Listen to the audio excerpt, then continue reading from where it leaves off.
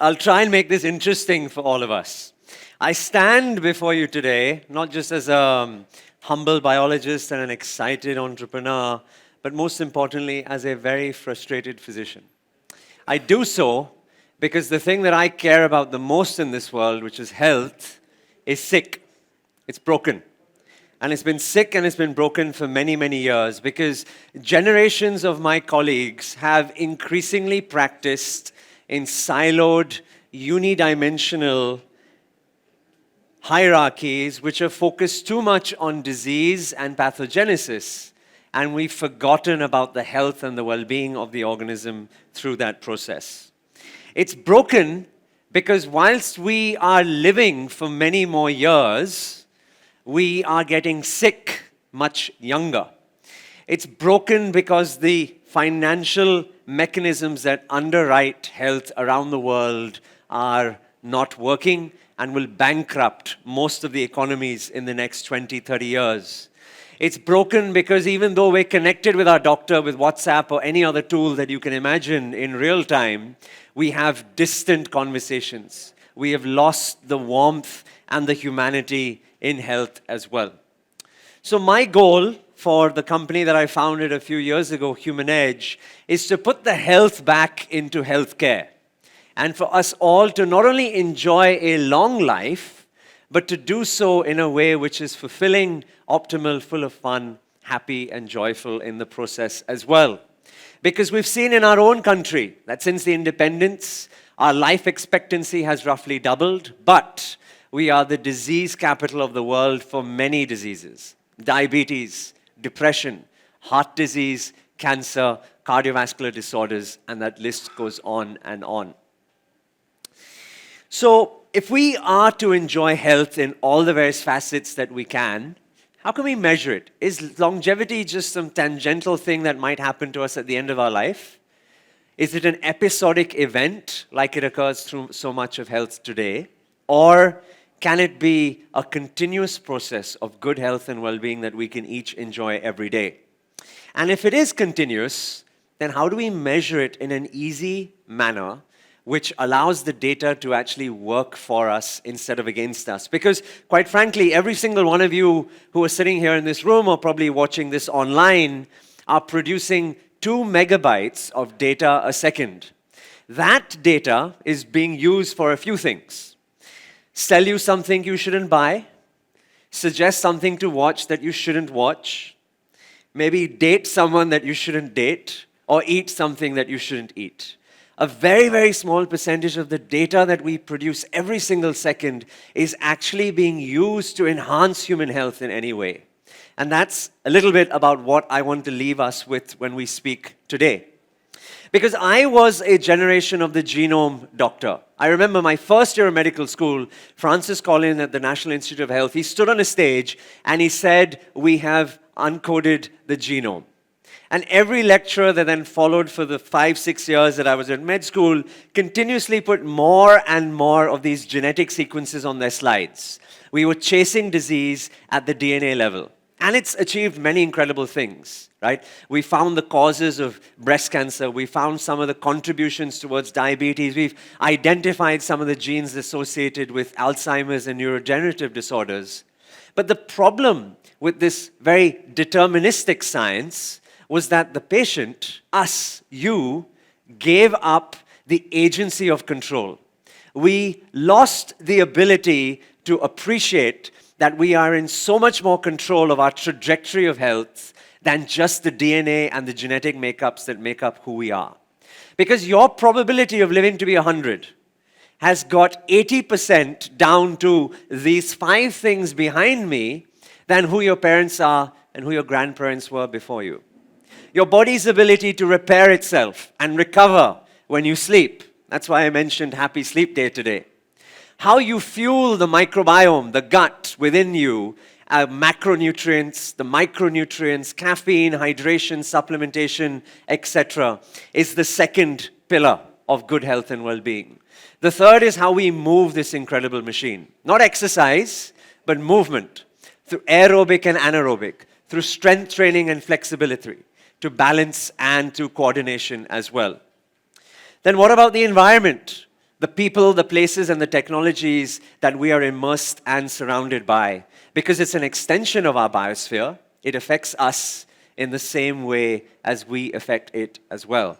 And then finally, as we've all appreciated through the pandemic, the important role of mood and emotions in our lives, because one in one of us over the last 3 years have suffered from some form of psychological or emotional challenge over the last few years. So if we can fix these 5 pillars of well-being, if you can fix these 5 pillars of well-being, your probability, your enjoyment, your optimization will be much greater than anything that I as a physician or any of my colleagues can do for you in your lifetime. So how do we make it easy? What is the design principle that each of us are used to almost from a tiny young age that we can consume and apply to our lives? It's the prescription. The one thing that every doctor will always do every time you meet her is give you a prescription.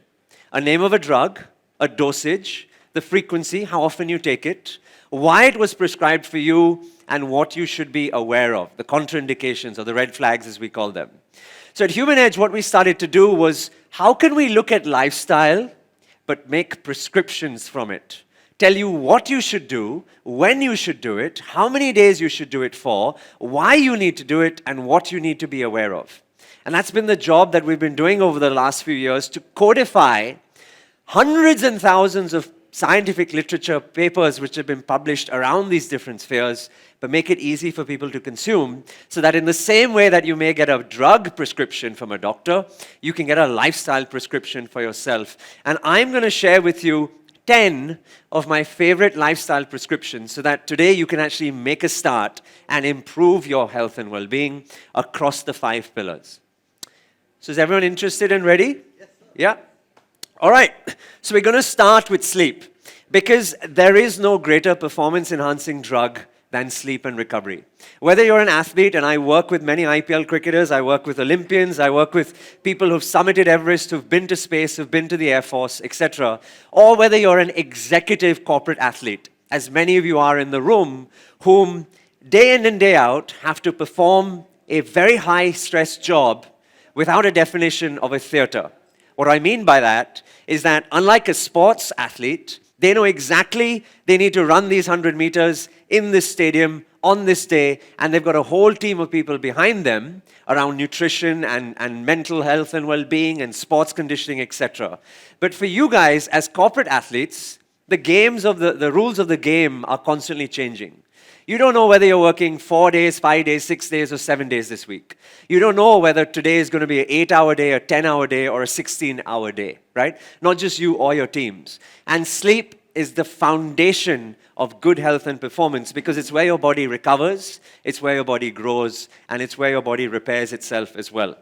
So for each of the 5 pillars, I'm going to make it really easy. I'm going to show you the data which is available today through a very easy to acquire digital device so that if you want to go through this journey, you can measure yourselves. Because I'm a big believer that you can't treat what you can't measure.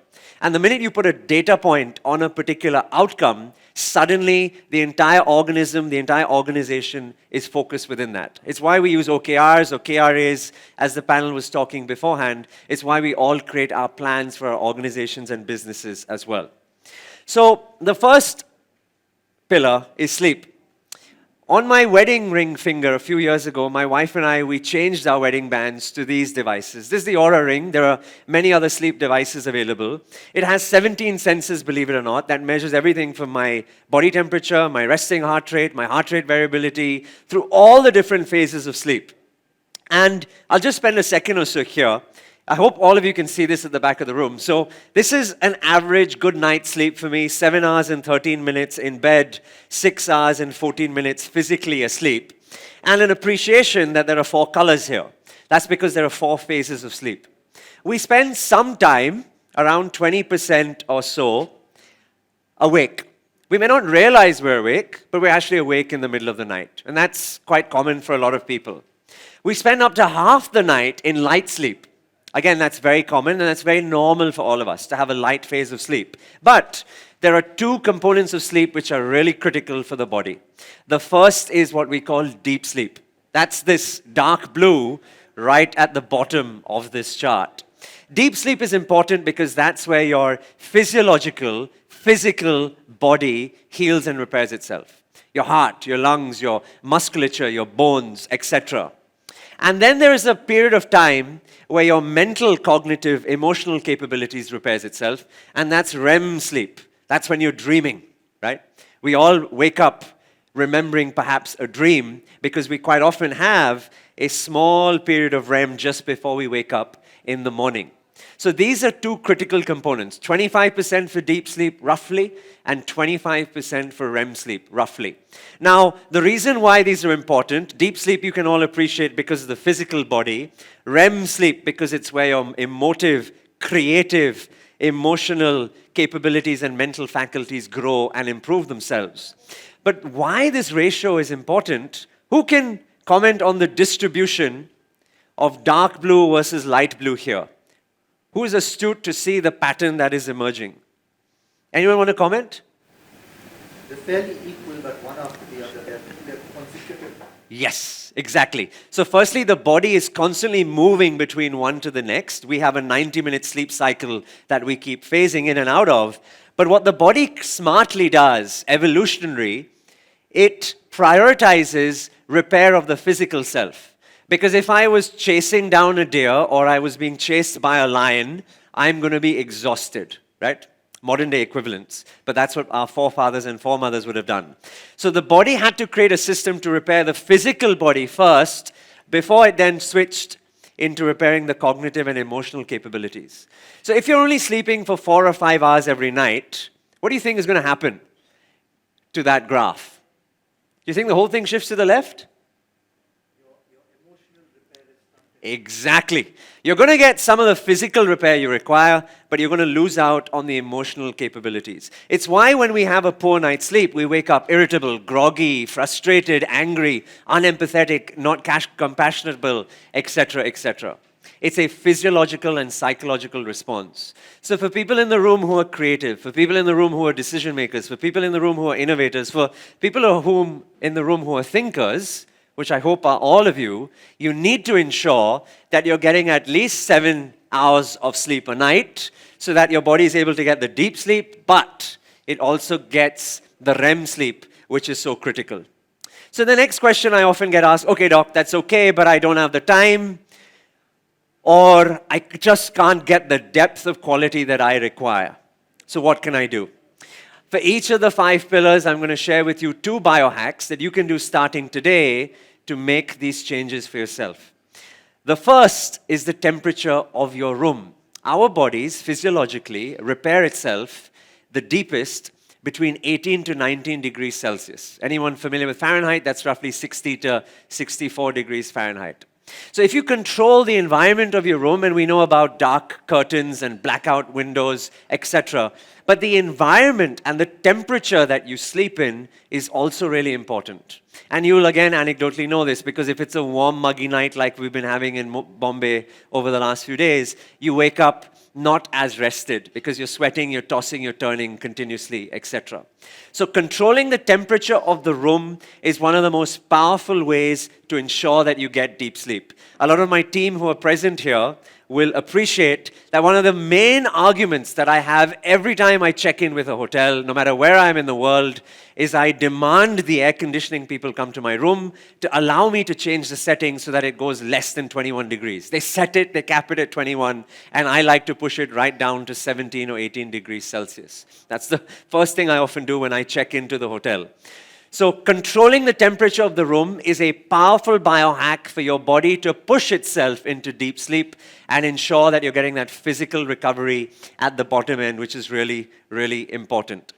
The second thing to do is try and control the demons of the mind. How many of us wake up through the night frustrated, anxious, worried about something the next day? A few of us. What typically happens, because we go through these different phases of sleep, is that different thoughts start to permeate into the conscious mind from the unconscious mind. And the reason why we're kept up most often is not just the worry of the completion of that particular act. It's actually your brain sending a signal that it's concerned it's going to forget about doing that act the next morning. So one of the ways of mitigating this response, particularly in people who repeatedly show this pattern, is to take a simple pad of paper and a pencil, and about 20 minutes before you go to bed, just write down all the things that you think you need to do the next day. Physically write it down. Don't just imagine what it is. It's the physical haptic act of taking something down with your pencil and putting it on the piece of paper. When you write it down on the paper, you need to then tell yourself, I have now downloaded this thought and I will action it the next day. Make sure the next day you action it, otherwise your brain will begin to recognize a pattern that you're lying to it, which is a really dangerous place to be in. So write it down, tell yourself, I have downloaded this thought and I will action it the next day, and make sure you go ahead and do so. You will notice that in around 2 weeks of doing this habit, the subconscious messages that come through you through the night will reduce in intensity. If it continues, you can keep the piece of paper with you, and if you do wake up in the night, just simply write it down and go back to sleep, telling yourself, I have downloaded this thought and I will action it the next day. So I could go on and on about sleep. We literally got hundreds and hundreds of biohacks, but those are just two to get you started on this particular journey. The second thing I'm going to talk about is fueling the body. I will never ever use the word diet because I hate that word. Diets are onerous, diets are chores, diets are associated with suffering, not joy. But the minute you realize that this machine, like any other machine that we can see outside of our window, requires a fuel to run itself, then we immediately appreciate that we need to put the right fuel in. Because we would never dream, I hope, of putting diesel into a petrol car or trying to put fuel into a pure electric vehicle. Then why would we put the wrong fuel into our machine in order to achieve an output which was not sustainable through that process? So I think of the word fuel from nutrition perspective. And quite often, you will see me and many others wear a little patch on our arms. The people across the road actually make it. Abbott is residing in that building right across from here. I go to their offices quite often. And it's a little continuous glucose monitoring device that sits on a tricep and it measures your blood glucose in real time. Now, this is interesting, not just because if you're a diabetic or a pre-diabetic, which I imagine at least 30% of this room are, maybe more, but it's also interesting for all of us to appreciate because all of our physiologies are different. That's the one universal truth that exists. How I respond to a bowl of white rice versus a red rice or a black rice will be very different to the way any of you responds to a white rice versus a red rice or a black rice. So it's important to try and appreciate what happens. And quite often I do these experiments, and I wish I had more time today, but once every 6 months, my wife and I, we spend 3 days, 72 hours, where we don't consume any food at all. We're just on water. It's a water-only diet, and it's part of our longevity plan that we've built for ourselves. And at another time, I would have tried to explain a little bit about what's happening with the blood glucose and the fasting insulin as well. Perhaps afterwards we can catch up. But the two biohacks that I want to share specifically with you are, one, the danger of sugar. I call it the white crystal of death. All right? It's the biggest problem that we have in our lives, not just because we put it in so much of our teas and coffees, etc. It's because it's pretty ubiquitous across every major processed and ultra-processed food. It's there from a preservative and a taste perspective, but high fructose corn syrup is the single biggest cause of metabolic disease the world over, and sugar is a component of that. Fructose is a sugar. So if you want to explore an healthy alternative, there are many artificial sweeteners, of course, which are available, but a natural sugar which is also available is coconut sugar. So rather than reach out for the white sugar or the brown sugar, which frankly is just caramelized, try a coconut sugar, which may have a similar glycemic index, but has a different profile of a different effect that it has inside of you as well. The second major biohack is the role of hydration. Right? I've written a book called At the Human Edge, and in the book, I write specifically about the effects that spending time in the Sahara Desert has on the human body and its physiology. And one of the most interesting statistics that we found in that research is that a 1% drop in your hydration levels leads to a 12 to 14% drop in your productivity and your performance. Why this happens is because 70 to 80% of all of our body's cells are made up of water. So if you're dehydrating them, they're less able to perform the function. This is the time when a lot of you start taking a sip of water, which I can see happening. And hydration is so critical because our thirst reflex only kicks in when we are about 2 to 3% dehydrated.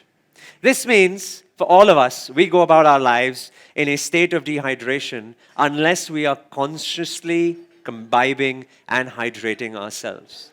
So make sure you're drinking water every hour to ensure that your cells are functioning well, and you will see great advancements and improvements in your health and your performance as well. May I have a bottle of water, please? Thank you. The third is movement, right? Not exercise, but movement. And there are 5 forms of movement, just in case you didn't realize, because we're all typically decently good enough with 1. We may be okay with 2. Thank you very much. We may be okay with 2. We don't do 3. We've never heard of 4, and we have no idea what the 5th one is. The first one is aerobic. Swimming, cycling, running, walking, jogging, typically things that a lot of us are familiar with. The second is anaerobic. High-intensity interval training, squash, tennis, badminton, Tabata. These are all forms of anaerobic training and movement. The third is strength training. The people who go to the gym or use body weights or resistance mechanisms to improve muscle mass and strength, which is really important from a longevity perspective. The fourth is flexibility, and ensuring that your muscles and your tendons and your cartilage are supple and flexible, particularly as we get into old age. And the fifth is balance, gait and balance. As a physician, 70% of individuals over the age of 70 who have a fall and fracture their femur, which is the hip joint, will be dead within 18 months. 70% of people who have a fall over the age of 70. That is because of the complications that arise by the fall. It could be a sepsis, it could be a deep vein thrombosis, it could be a pulmonary embolism, it could be a stroke, etc. And one of the most common reasons of falls in old age are incoordination, balance issues, and not having enough strength and musculature in your lower limbs and your core as well. So this is the age now for all of you to invest in your muscle strength, 30, 40, 50. Because in the same way as you invest in your finances from a wealth perspective, you need to invest in your health perspective so that it pays you your pension and dividends as you age as well.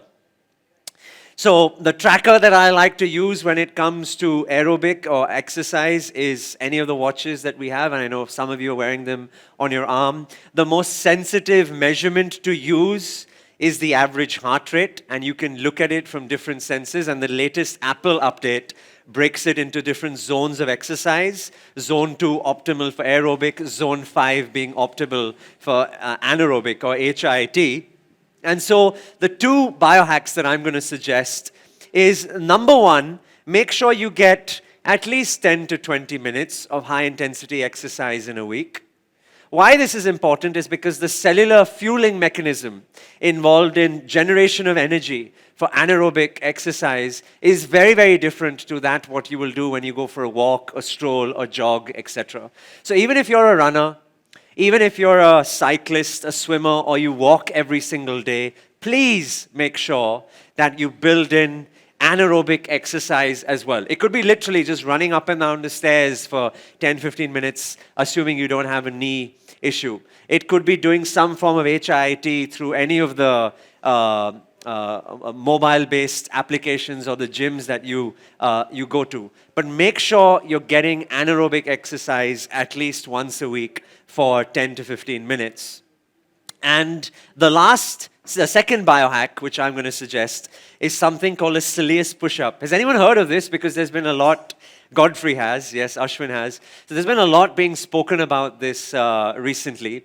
The Cilius push-up, very interesting study, just literally published over the last 4 or 5 months, where scientists were looking, is there one muscle that an individual can exercise repeatedly through the day, which gives a metabolic benefit, the equivalent of doing a long duration form of exercise? And they found it was the Cilius muscle. The Cilius muscle are these meaty muscles at the back of your calves, and they're responsible for doing this, putting you up on your tippy toes. Okay? So by constantly flexing, and you don't have to do it standing up, you could do it right now sitting at your desk, just plantar flexing and dorsiflexing your ankles like this. If you do this for 20 minutes every day, they found in diabetics it corrected blood sugar levels down again. Because the energy expenditure involved in these muscly, in the Cilius muscles at the back of the legs, were very, very effective in creating a metabolic demand, increasing the sensitivity of insulin, and reducing the blood glucose levels of the individual as well. So biohacks aren't just about going outside for a run. Biohacks are simply sitting at your desk and doing something as simple as flexing and extending your ankle joint for 10 to 15 minutes, especially after a meal like we've all had, so that the blood glucose moves out of your bloodstream into the muscles and liver where it should be. Is this helpful? Are we learning stuff here? Yeah? Okay.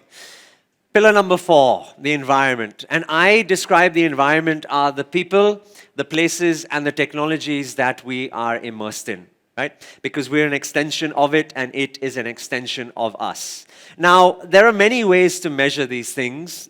On our phone, we can measure the horrible air quality index outside, the noise decibel levels coming to us from our headphones. There are other mechanisms and apps that we can use to give us other weather data, technology data, screen time data, etc., etc. So there are many apps which are available for us to do so. So I'm going to give you 2 biohacks which you can each do to improve the environmental pillar of your life. The first is the Pomodoro technique. Anyone familiar with the Pomodoro technique? 25 minutes, 5 minutes, after 4, 10, give yourself a 20-minute break. Exactly. Do you know where it came from?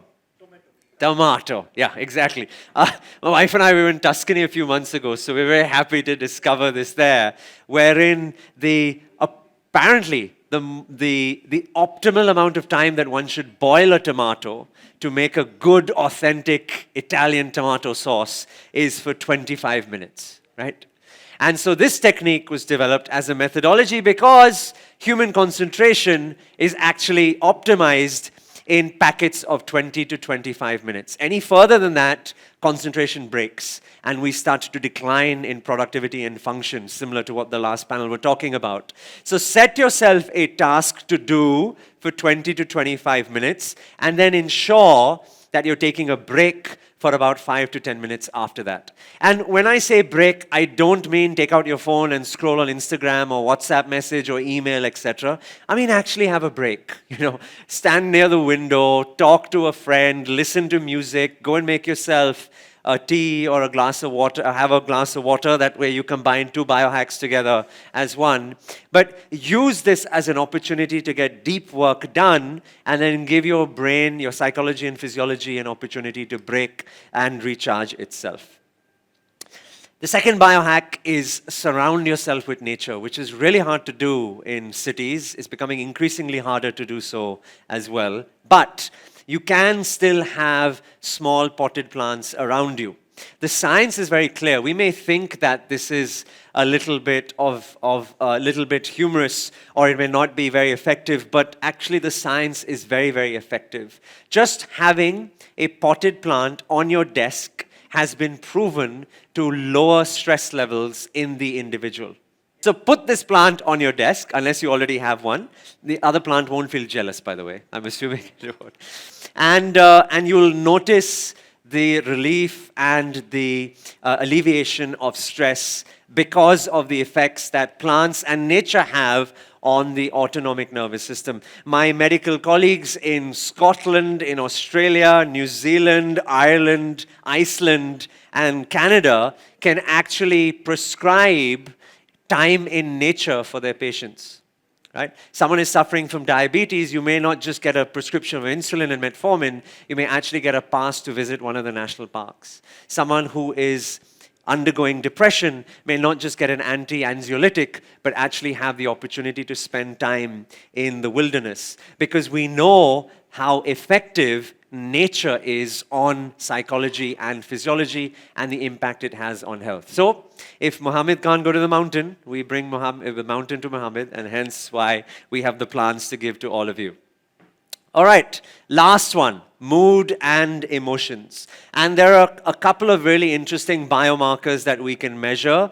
The first is looking at brain waves, and we had a summit last week actually, where we had this really interesting device that you wear on your head, and it measures the different brain waves, and you can track what state you're in, whether you're in a state of flow, whether you're being distracted, and then do some biohacks to get you there. That's probably for the most excited of all of us in the room. The other two, which are really interesting, are heart rate variability and resting heart rate. And I'll just talk about heart rate variability because I think this is a really, really powerful biomarker to measure. Most of the watches, bands, rings, etc. will give you a number around heart rate variability. And the reason heart rate variability is important is because it's a surrogate for your stress score. The lower the number, the more stressed your body is. The higher the number, the more relaxed your body is. This number is really important, not just from an acute stress perspective, but I actually use it a lot through COVID when a lot of my patients were coming out of the viral illness and we were looking at the body's ability to recover. Because immediately after an illness, their HRV will drop really, really low. If I have IPL cricketers who are training and they are obviously coming up to a game season now in a few weeks' time, and we look at the HRV to gauge how much exercise, movement, and training loads they should be applied. Because if that HRV number is really low, then you don't want to compound the problem by loading the system with too much, because the body hasn't had the opportunity to recover itself. So heart rate variability is a very powerful measurement for your body's stress response. And two biohacks that I'll mention. One is the practice of solitude.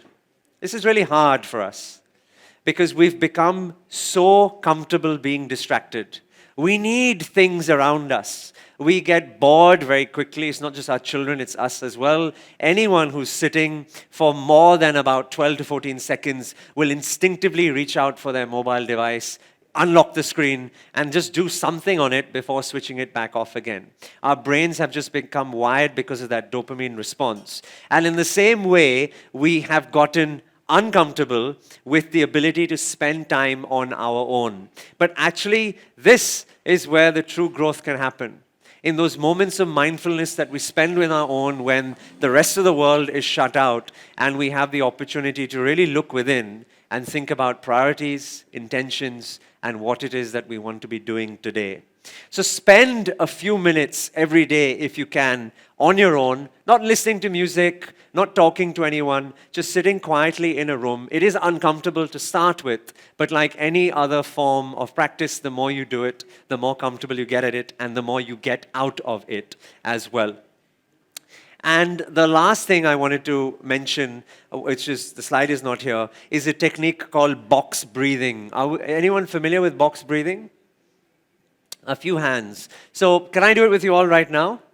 Yeah? I just want you to all sit up in your chairs with your bum and your back at 90 degrees to each other, feet planted on the floor, hands on your lap, mobile phones switched off onto the table so that it's not distracting you. And what we're going to do is we're going to go in a breathing pattern like a box, okay? We're going to breathe in for 4 counts when I say. We're going to hold for 4 counts. We're going to breathe out for 4 counts. We're going to hold for 4 counts, right? If any of you have a wearable device, feel free to look at your heart rate now, because I'm going to show you how I can depress that heart rate in the next 2 minutes through this little exercise, about 8 to 10 beats per minute. Okay, everyone ready? Eyes closed. Big breath in through your mouth. 1, 2, 3, 4. Hold your breath. 1, 2, 3, 4. And breathe out. 4, 3, 2, 1. And hold your breath.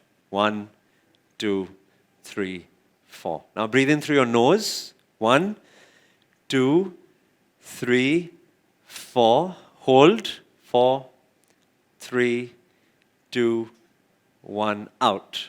4, 3, 2, 1, and hold. 1, 2, 3, 4. Last time. Big breath in. 1, 2, 3, 4.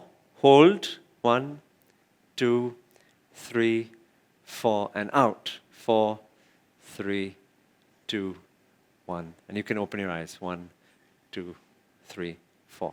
Anyone who had their heart rate measurements will probably notice that it's depressed by at least roughly 10 beats per minute right now.